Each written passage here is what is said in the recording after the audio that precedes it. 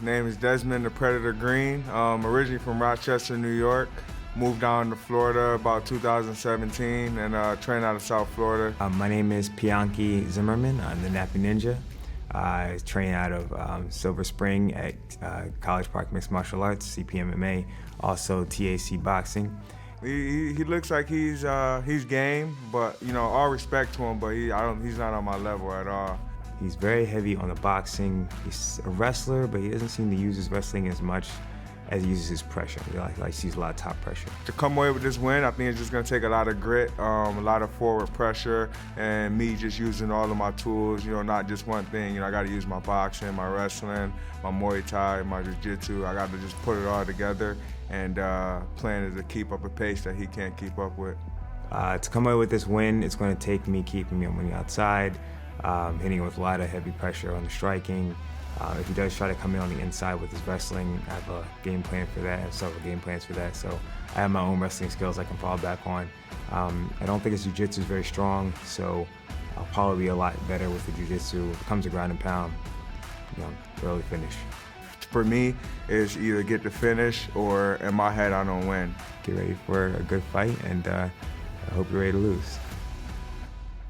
So you look down upon the Freedom Fight Night cage, the cage that has been the stage for this epic tournament so far, a tournament that leaves us neck and neck as we go into this main event. So let's get it underway. Let's hand it to the man in the middle, Lupe Contreras. Ladies and gentlemen, the Freedom Fight Night Championship hangs in the balance.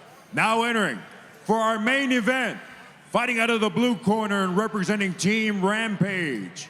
Welcome, Pianki Zimmerman.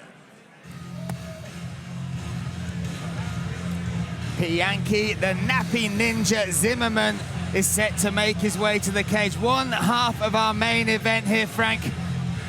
And this is a man, a unique background, a unique story getting him into martial arts. This is, he said you watched things like the Ninja Turtles as a kid and most people just had fun. He saw it and said, that's me, that's what I want to be. And he's embodied that. He has literally embraced the Japanese culture. He's learned the language, he speaks it fluently. He reads manga comics in it. He studied martial arts from such a young age and he seeked it out to make it happen. And tonight on this stage, he is the main event against a super impressive, experienced opponent. But this guy is unique and special, and he claims moments. He's finished every single one of his wins, and he's looking to do that again tonight. And what I love about it is, again, I get to point at an example of what tonight means to me and sharing the martial arts with the world. Zimmerman's identity, and look what it's done for him. He found the Ninja Turtles, he found Japanese manga, he found different arts that gave him his identity and drove him to be a martial artist, because that's what he admired, that's what he loved. And look at what living like a martial artist has created. Zimmerman's the kind of guy that if we had to go to battle, or if, hey, something happens and they're knocking door to door taking stuff from us, you want this guy on your side, right? This is the kind of guy you want our society to grow up to be like. And he's a finisher. You see him fight. He's super entertaining. But again, it all boils down to he was a young boy. He saw something that interested him and he loved and liked, and now he's dedicated his life to it, and that's his identity. And that's what I want to do for more of our youth, to give them a proper identity. So there we have one half of our main event inside the cage. The Nappy Ninja is set and ready. Let's welcome his opponent, Mr. Lupe Contreras, introducing for us. Standing across the cage in the red corner and representing Team Tito, please welcome Desmond Green.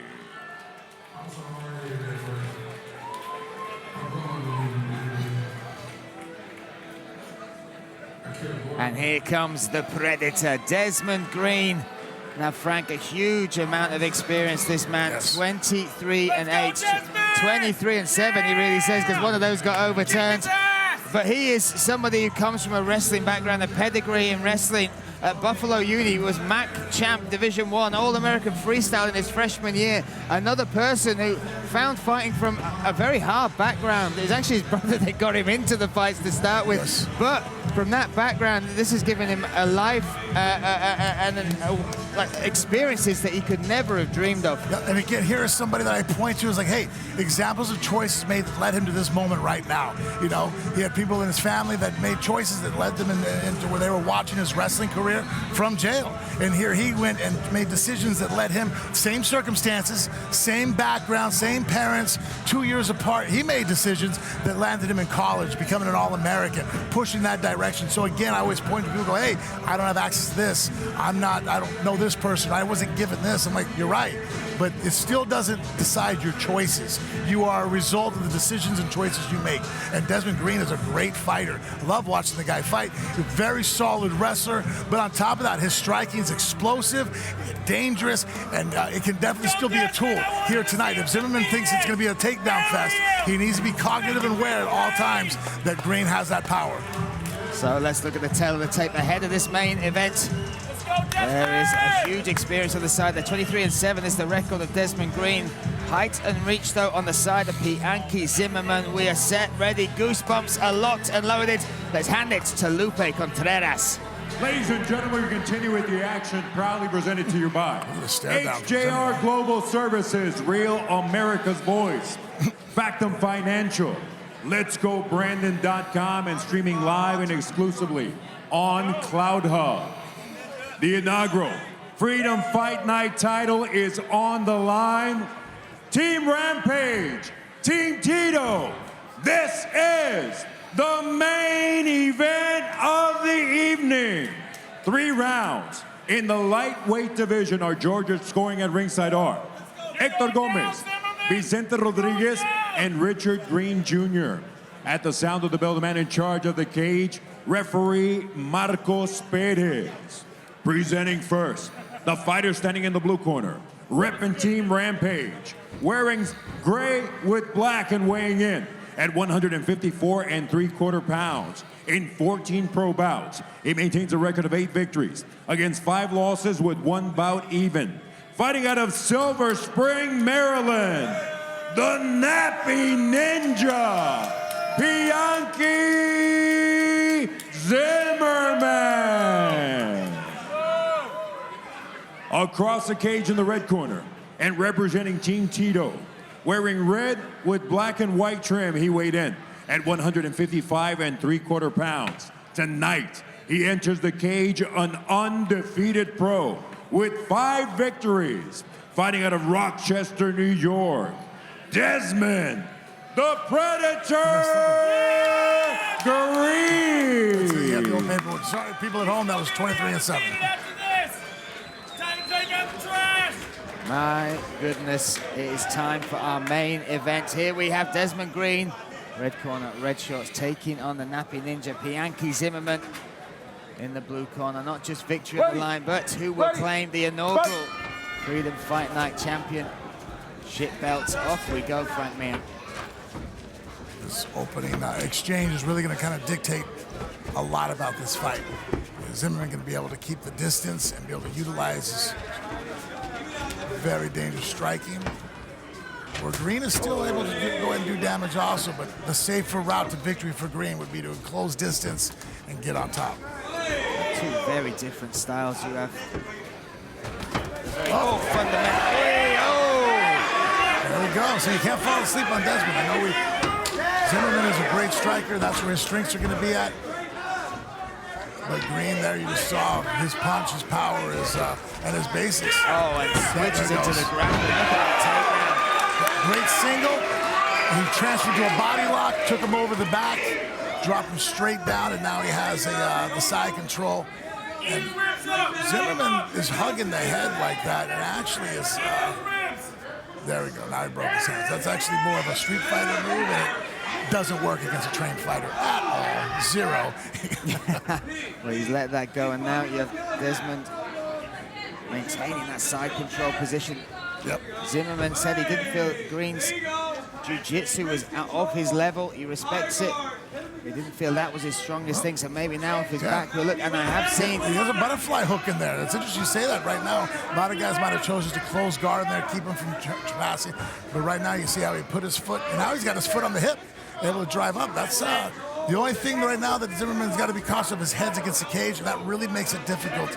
As I say in the gym as I'm coaching guys, about a foot away from the cage, when you're on your back, jiu-jitsu dies. It doesn't work very well anymore. Because we lose the ability, and as a jiu-jitsu guy, I love being there in the guard, but I can't transfer from hip to hip or side to side or create angles when my head is trapped against the cage. It makes it very difficult. Listening to the corners here. Very chilled Rampage Jackson there, just supping the drink. Elbows up the middle. Alongside the one and only Phil Gonzalez. And you see Tito Elbows, Ortiz. right elbow, Laser up the like middle. focus. Up the middle. Body lock from bottom here, Frank. That's interesting. Right elbow over the top. Yeah, that body lock on the midsection like that from the close guard. Guys with long, thin legs can pull that off. The only thing is it takes away. The positive is it makes it very hard for the top guy to breathe. I've had guys, a guy like Wes Sims was able to do that. He was, 7 feet tall. Oh! And it made it very hard to breathe and it exhausted me during the fight. But it also makes it hard as a jiu-jitsu guy to do anything from the bottom, because then you lock your legs around the hip and you lose the ability to throw up triangles, arm bars, omoplata, angles, a shin, and you can't get up. So it's good at holding on and kind of stalling and exchanging, but it's not great at doing much more. In fact, it actually blocks off some of your game. And here Desmond's doing a good job of being in the half guard, staying on top. And Zimmerman's looking like he's going for no, he's going to go back to close guard. These are big shots. And he's opened him up. He has opened him up with these shots now. Raining down punishment. That's enough. The referee saw enough. Desmond Green. It's big. Yeah, you can see Zimmerman not happy with that. I don't disagree with Zimmerman's being upset right now. Yeah, that stoppage, Zimmerman's really upset that the damage was piling up. No. But whether it was enough to make it a stoppage, no. But again, that's the referee. Yep. Subjective. He's in there, close view. Rampage Jackson not happy with that though. Rampage was right on that. He's really not happy with what he's seen there. In fact, I'm going to walk over there and calm everybody down and go talk to the fight. And Desmond Green walked around the cage. That will see him take the finish, win 5 points for Team Ortiz, and that will see the belt Easy work. rest on the shoulders of somebody who's used to having belts there. Shout out Rochester, 585. Team Ortiz would have admired this work, but again, let's have a little look at this. There are shots coming down. The referee may be reacting to that one, which saw Zimmerman lay back